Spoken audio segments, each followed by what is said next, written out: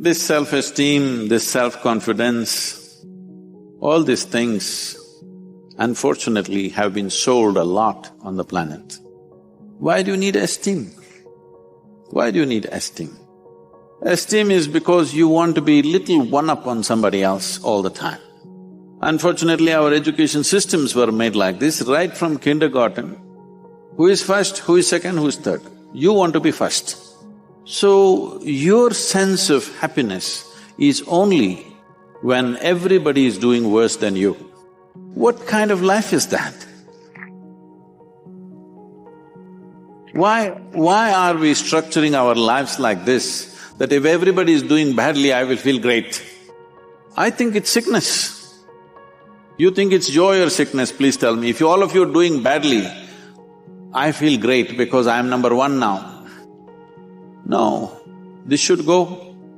From an early age, unfortunately, this is being imposed upon a child's mind that you have to be on top of everybody else.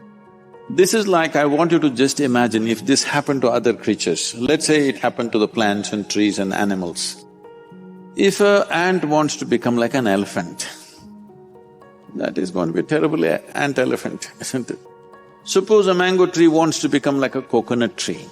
It will be a horrible mango tree because with one branch like this, no mangoes will come out of this. A mango tree is like this, a coconut tree is like that. That's how it should be. This has happened because in so many ways, people have put these things into your mind, what is good, what is bad, what is high, what is low, what is up, what is down. Because of this, you have never paid attention to every aspect of life in the sense. You never paid attention to these things. I spend a lot of time paying attention to all kinds of creatures, ants and grasshoppers and worms and everything. If you observe, let's say an ant, or let's pick up something little more than an ant, like a grasshopper, it's easier to see him. If you look at him carefully, whoever created this grasshopper has paid as much attention to a grasshopper as they have paid to this one. Please pay attention and see. When the source of creation has given equal attention to ant and you, who the hell are you to think an ant is a lowly creature and you are some superhuman being? Why are you making this judgment? Creation has not made this judgment. You may think you're superior simply because you're in a blatant manner you're walking on this planet, but that's not true. The fact of the matter is like this. See, if all the worms on this planet, right now if all of them die, all the worms, in about 12 to 18 months, all life on this planet will cease, everything, including you and me.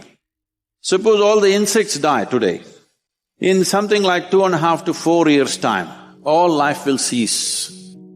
But if all the human beings die, the planet will flourish, everything will flourish. So, who the hell is telling you that you are the most significant life?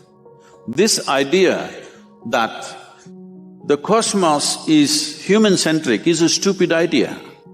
In this cosmos, even this solar system is a tiny speck. Tomorrow morning if the entire solar system evaporates, nobody will notice it. That's how small it is. In that tiny speck, planet Earth is a microspeck. In that microspeck, Bengaluru is a super microspeck. In that, you are a very big person with great self-esteem. This is not a simple problem. People suffer this for their whole life without handling it. Essentially, it is just this. You have gotten yourself into a place where most human beings are in this place, you get yourself into a place where you cannot handle your own thought process and your emotion.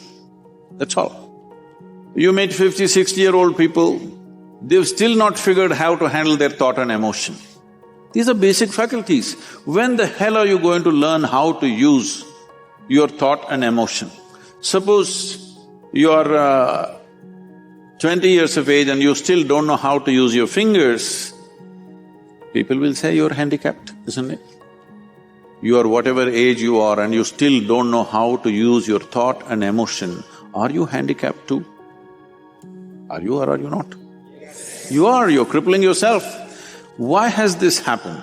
Is simply because you have made unnatural divisions in the existence which don't exist anywhere else except in human mind. Yes? Nowhere else does it exist except in human mind.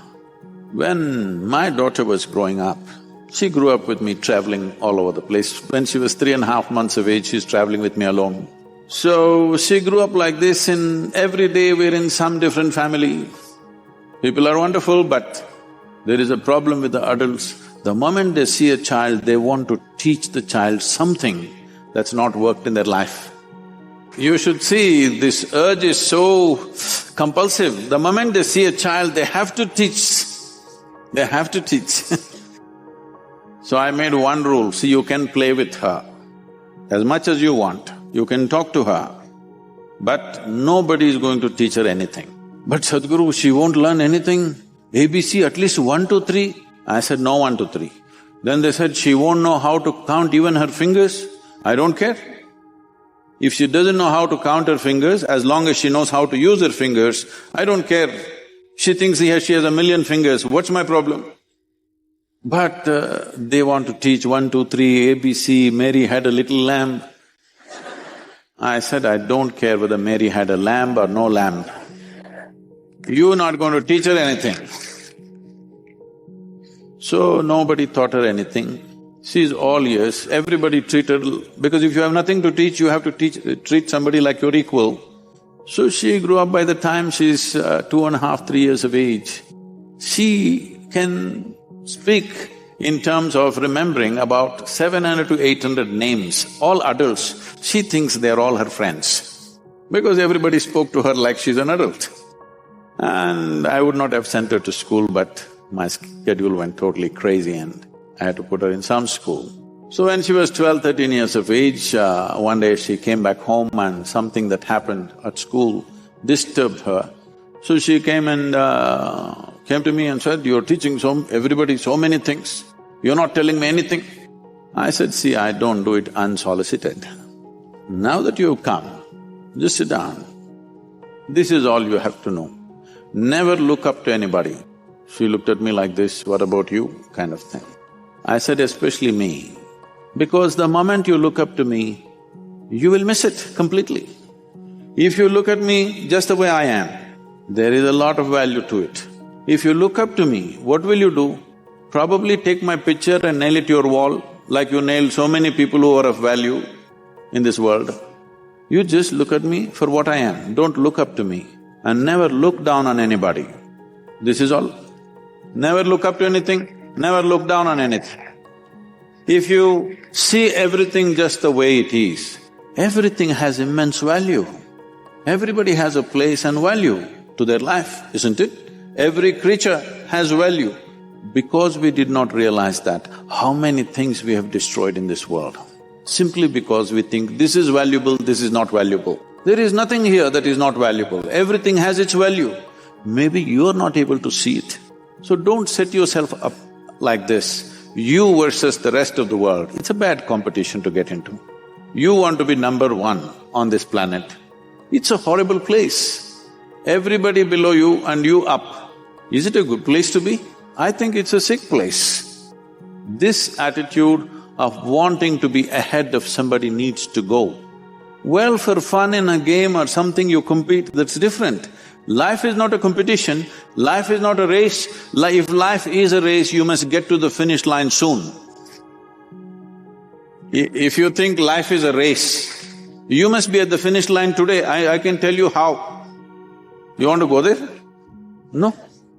This is not a race. This is a tremendous privilege that we have come as human beings. This means our ability to experience life is of a much larger proportion than any other creature on this planet. That is the significance of who we are. Yes?